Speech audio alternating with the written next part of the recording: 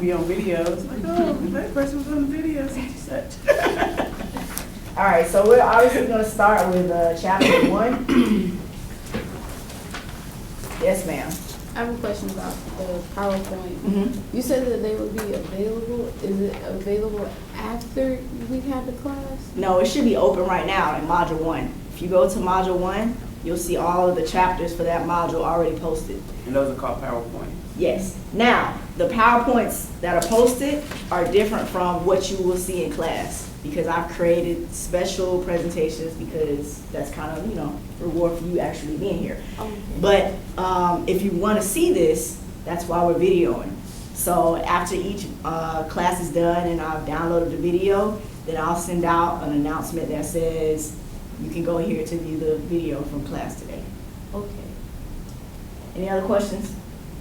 So are we to assume that your special stuff that you brought out for us is the stuff that's gonna be on the test?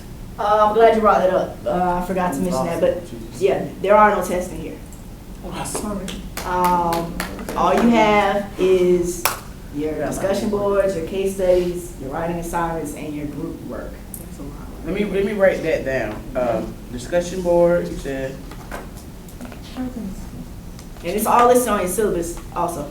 Oh, it's on the syllabus. Mhm. Okay. Yeah, there's a breakdown of the syllabus of I just all the gotta go different print it out. assignments that you have.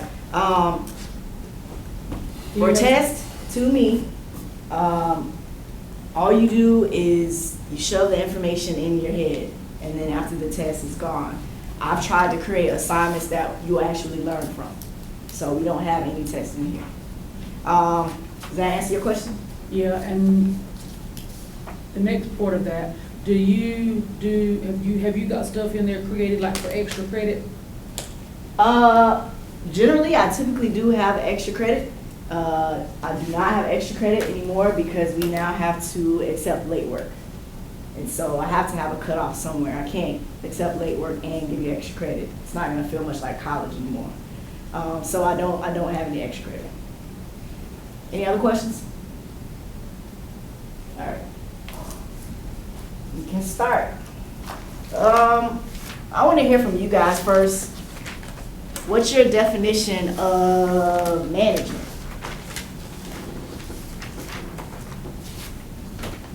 Am I a manager? You managing the class, right? I'm managing the class, okay? So leadership. Leadership. How else might you define a manager or management? Making sure a person, We'll start here first. A senior role. A senior role, okay. Somebody else, was it you in the back? over a group of people. Okay, so we're over a group of people. How many responsibilities? How many of you are managers in your home? Almost everybody, right? So there's different types of managers and there's different types of management. I wanted to hear from you guys first, but we're gonna watch a short video. Mr. James, do you mind hitting the lights in the back? All 4 switches? Yes, sir.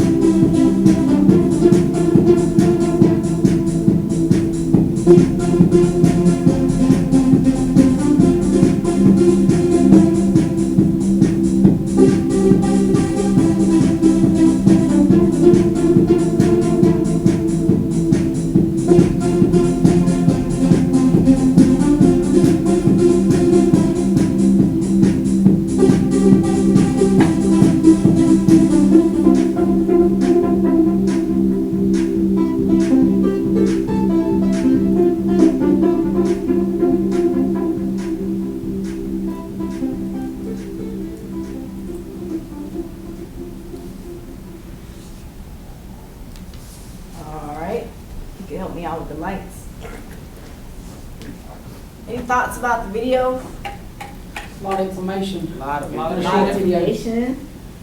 Anything interesting? Anything stood out to you? A lot of different things stood out about the jobs that were given, the jobs that were decreasing, the discretion for jobs, people getting fired for jobs. There was a lot of information to take in at one time. Anybody else? The aging workforce, all those people retiring, all those jobs open, and Yeah. to fill them. Yeah, yeah. So, and this is just a taste of what we have to deal with as managers. But it's a lot to think about, a lot to consider. I thought it was a pretty interesting video, so I wanted to share it with you guys. What we're gonna talk about today is more about management and leadership. Management is a culmination of these 6 factors, which include planning, organizing, staffing, controlling, directing, and decision making. So we'll start with planning. You may think that, you know, when you're a manager, you don't necessarily have time to plan, or that's somebody else's responsibility, but no, it actually starts with you. A lot of times, whether it's planning a schedule or planning duties or responsibilities for your employees, you absolutely, probably almost every day, you'll be doing some type of planning.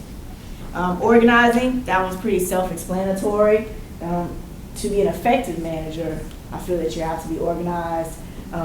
It helps you to be more effective and more efficient as a manager. Staffing, I'm sure my colleague right here can talk to us about staffing a little bit, but we know that within management, staffing is involved. That means you have to organize your schedules every week or every month or however you do it at the place of your employment, but staffing is definitely a component of management. Knowing who to put in what position, knowing who's strong in one area, who's strong in another area, and making sure that they are working in the areas that they're strong in. Controlling. Anybody know what controlling is? Basically just being in control of the situation. So controlling situations. Being structured, then having structure too. You can't let nobody, you know, controlling another situation of everything basically that's going on. So absolutely, I mean, I think a key word that she mentioned was structure. Making sure that you do have structure of situations as well as structure of your department or whatever area that you're managing. So controlling is also definitely an important aspect of management as well as directing. So we don't just want to have structure and control people, we have to also be able to direct them and make sure that they are in the correct lane that they're supposed to be in or in the correct position that they're supposed to be in. And then the last one is decision making. Now you guys, I've talked to you a little bit about some of your assignments and you have case studies. And one of the reasons you have case studies is because when you do those case studies, it's gonna build on your critical thinking skills as well as your decision-making skills. So that's a big reason as to why you guys have case studies is because decision-making is so important in management and leadership, especially in healthcare, because no day is the same and everything's always changing. So you have to have the ability to be able to not only make good decisions, but make good decisions on your feet and make good decisions quickly. So decision-making is also an important aspect of management. So, what skills do you think managers need to have to be successful? There's 3 up here, but I want to hear from you guys too. Some of them need a lot of personal Personal skills, okay. Communication skills. Communication skills. Any others? Okay, so we'll start with conceptual. Conceptual skills deal with the ability to see things, right? Conceptual, mentally, right? So this deals with our directing, having visions, being able to plan things. All of those fall under conceptual area. Your technical skills are just that. So you guys are in school right now to learn some technical skills in the field of management.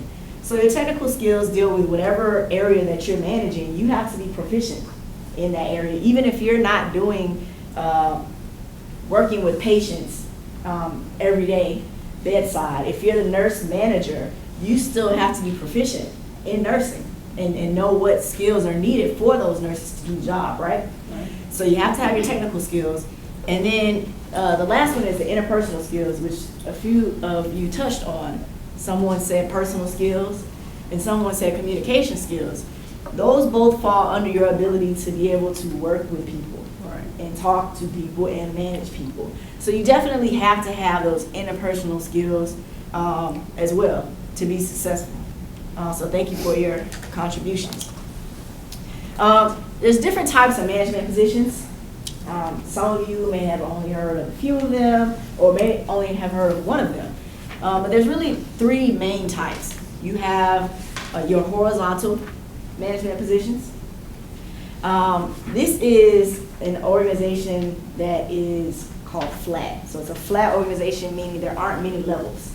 To give you an example, I have worked in a flat organization before where there were just employees and managers. That was it. There were just two levels. So that's a pretty flat organization. So that's a horizontal depiction of horizontal management.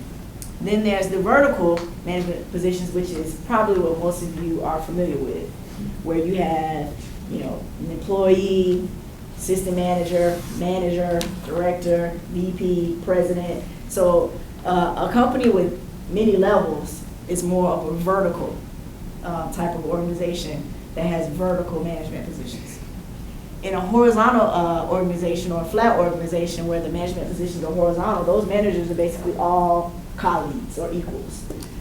In your vertical management positions, they may be managers, but they may be at different levels and they may report to someone else.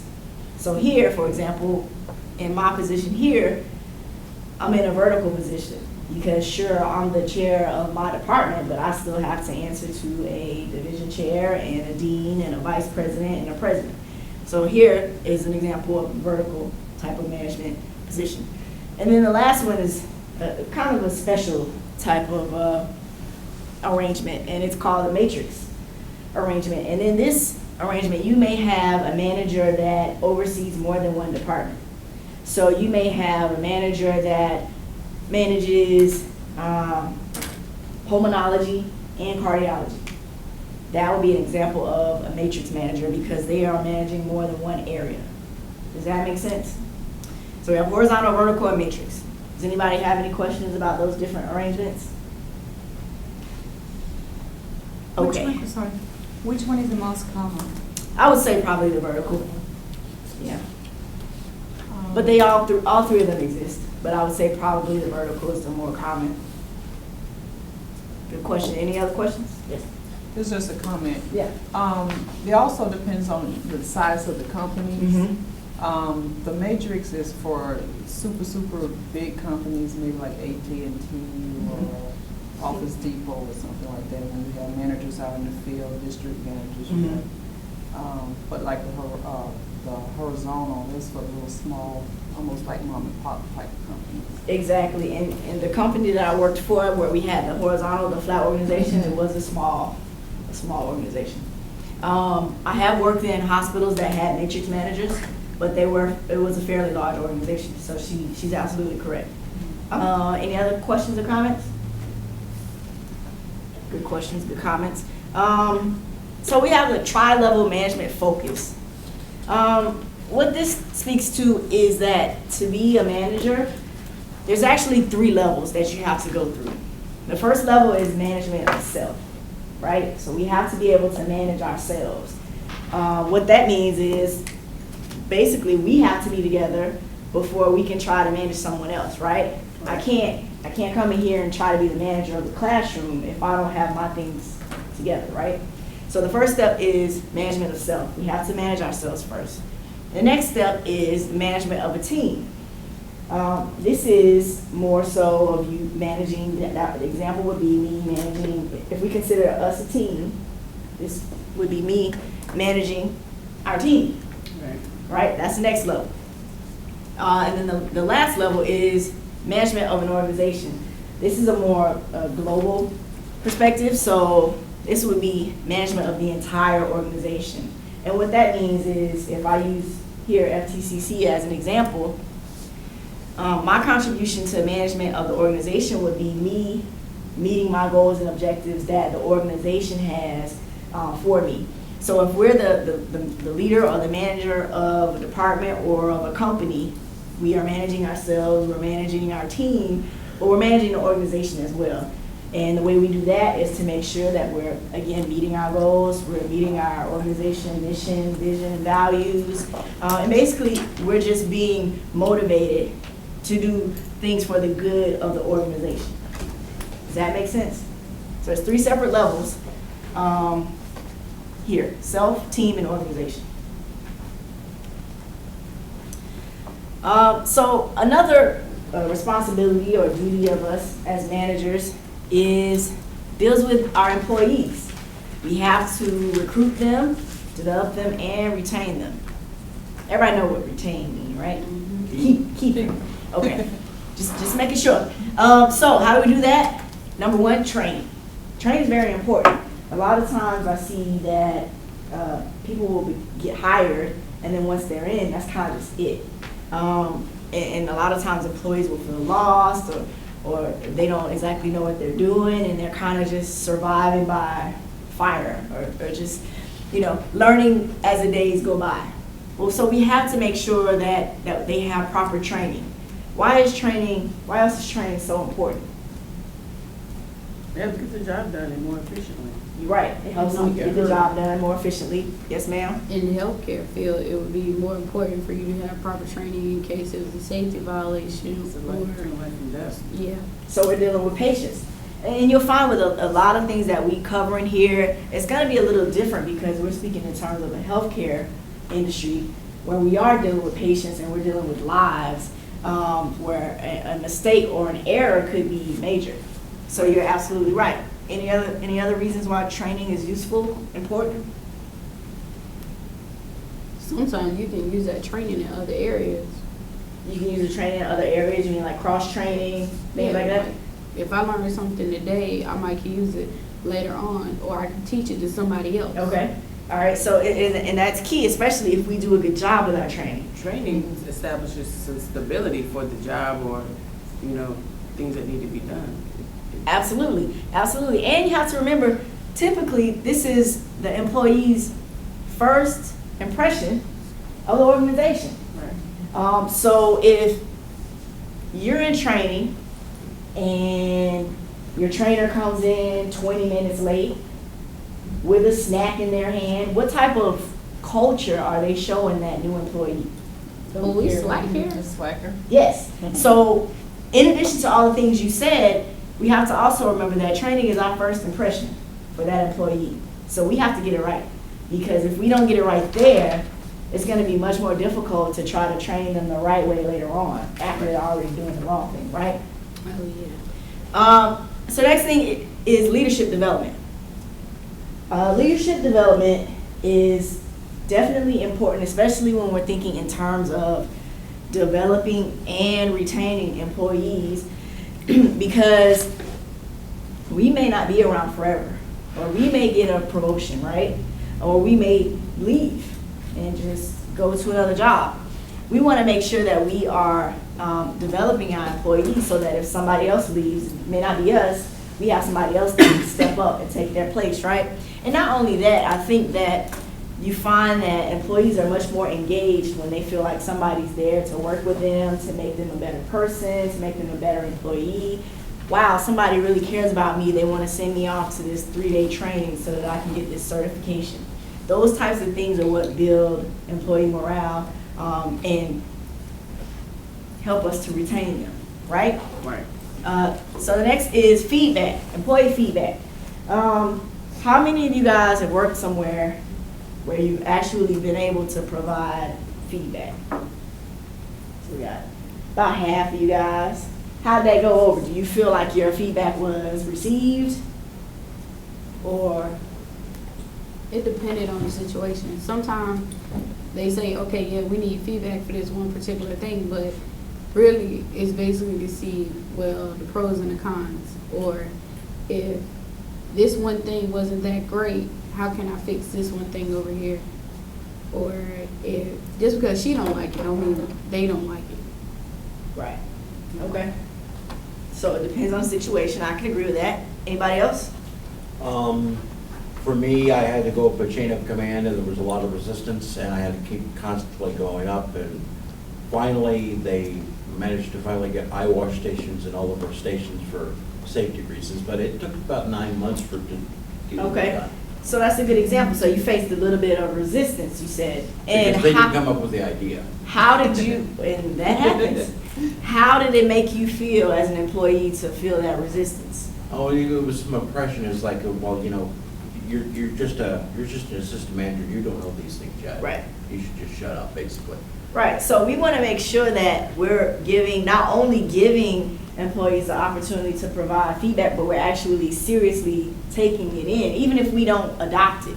We still want to make the employees feel like whatever it is that they contributed was valuable, right? Those, again, are the types of things that help to keep our employees. Conducting rounds. Everybody knows what conducting rounds means. Conducting rounds and office visits helps you to be exposed to your employees. If your employees perceive you as the type of manager that's just always in their office, how's that gonna make them feel? And I want to talk to you and come to you with different things. Okay, You gotta basically sell yourself, right? you know? Anybody else? How's it make you feel? The manager never comes out. With no support. No support. They don't like it. Make you not want to do the job. The Make manager- you not want to do the job, The manager possibly. is the main key to the job to an extent. Absolutely. So you want to make sure that you are visible, that you are being exposed, because you want to be perceived as being approachable. We just talked about this in my last class. You want to be perceived as approachable, because if not, everyone's gonna be afraid of you. No one's gonna want to work with you or work for you. I think it's the opposite. I don't like my manager coming and checking. Okay, so we have some resistance here. That's okay. Let's spark this up. So she says it's the opposite. So you don't want to see a manager because I mean, every once, but I don't like them. Like I had one supervisor that just constantly came, just aggravated me. This like I didn't get any work done because he was always in there asking. okay, That's all right, fair. Yeah, I mean, it has to be a balance. it does. Um, I would agree with that. And like you said, they don't want the manager. hammering I mean, the person, but he being was the out help. there in their face, Be hands-on. micromanaging pretty much. That's the Yeah. key right there. You want to be visible, but not to a point where people think that you are micromanaging them. Right. When it gets to that point, then there's gonna be, distrust and they're not gonna respect you. So yes, you're absolutely correct. You wanna be visible, but not over people where they feel like you're watching over their shoulders and you're micromanaging them. Someone else have a comment? 'Cause I have to stop right here, because we're just about out of time. But we'll pick this back up, next week on Tuesday, because we had a good debate about to start. And I wanna come back to it. Does anybody else have any other questions?